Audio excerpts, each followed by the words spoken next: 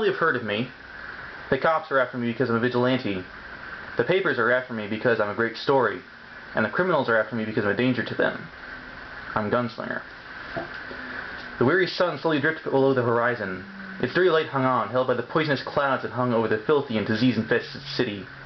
While beneath its uncaring light, murderers, rapists, and thieves went about their evil work, the vast city uncaring for the helpless cries of their victims. Just another day in New York. I have no superpowers. I am not really fast. I have no psychic ability. I cannot perform magic. Why then, you might ask, am I called a superhero? Because I'm smart. I watch, I listen, and I pay attention. Rare qualities I've found. A man walked the streets of New York. The sun had just set, and the great city was bathed in a morbid twilight of light pollution and smog. This young man wore jeans, shirt, and jacket. A long red sash was wrapped around his waist. A wide-brimmed hat hid his face. These are not the brightly lit thoroughfares of the city. These were dark, refuse-strewn alleys. Slime, piss, blood, and other even less savory fluids coated the pavement and walls. The young man seemed to care nothing for his surroundings, simply walking grimly on his way, hands jammed in his pockets. A high, shrill sound keened. Below the traffic sounds, audible even here, was almost reduced to silence. The man stopped and cocked his head, then turned straight after it. It was one of the innumerable music halls, juke joints, clubs, and dance halls, keeping one door open to the lighted streets, the other to the dark alley. There were 4 men there, away from the door, and one, she was too old to be called a girl, but certainly not yet a woman. The 2 held her down while the 3rd tore her clothing from her, and the 4th kept watch. The little sound she could make past their muffling hands was drowned by the music from within the walls. The lookout spotted the young man. "Hey!" he shouted. The others followed his finger and scrambled to their feet to meet the stranger, leaving one to hold the female, his hand clasped over her mouth. "Get out of here!" the lookout shouted at the newcomer. "This ain't any of your business!" The man in the hat paused, glancing from first one to the others as they pulled out guns and motioned for him to pass on. He took a peculiar pose with his forearms crossed, each hand resting on the opposite hip.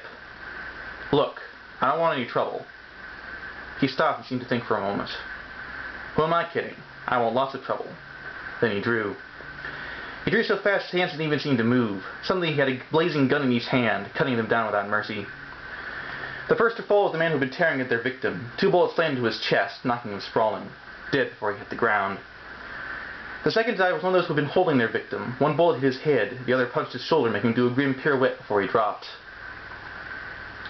The 3rd was the lookout. He got off a shot that missed, before Gunslinger shot his gun out of his hand, hit him in the crotch, the belly, the chest, and the head. There was a moment of almost silence as Gunslinger turned to face the last punk, who was cowering behind the dam. His pistol wavering between the avatar of death come so swiftly upon him and the human shield he now held before him. "Drop the guns!" he shouted. "Drop them or I'll kill her!" "You kill her, then I'll kill you. You'll be dead and I'll be alive," the gunfighter said grimly, taking a bead on his forehead. The punk shifted, his eyes wide with fear. For a timeless moment there was no sound but the music emanating from the building, the constant traffic, and the drip of unspeakable fluids. "Run," Gunslinger said softly. "What?" the would-be rapist said hoarsely.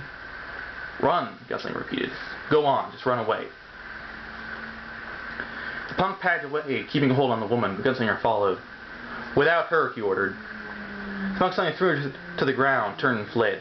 But before he got 10 paces, Gunslinger flipped up his gun and put a bullet right through his spine. He twisted like a fish and dropped to the ground and flopped about for a moment, before lying still. The woman stared at him in shock. "You shot him," she gasped. Gunslinger said nothing for a moment, staring into the night as if deep in thought. "That's right," he said at last, "because if I didn't, he'd do it again some other night." She didn't know what to say to that, so she knelt and gathered up the tatters of her clothes. Gunslinger stooped to help her and saw the needle marks on her left arm. He straightened up. "Why do you come to places like this? Drugs? Sex?" She glanced up at him. "What do you care? It's my life." "I care that you throw your life on trivialities. 10 years from now, what benefit will you have gained from clubbing?" he demanded. "What does heroin do for you that you will remember fondly in your old age?" She stared at him in outrage, offended by his lecturing. "You don't understand."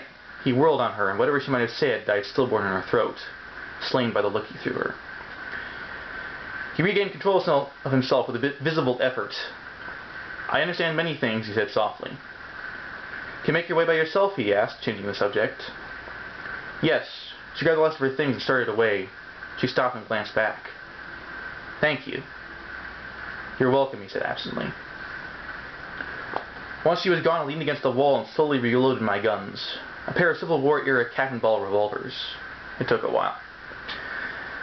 After that was done, I jammed them in my sash. I took a moment to grab the 4 punks' wallets. I took the cash and dumped them in the nearest garbage bin. With that in hand, I walked to a fast food place and got a burger and fries. Do I sound harsh? Well, it's a harsh world we live in, and I'm a product of this world. Why do I do it, some people have asked. Well, it started with a woman. But that's a story for another day.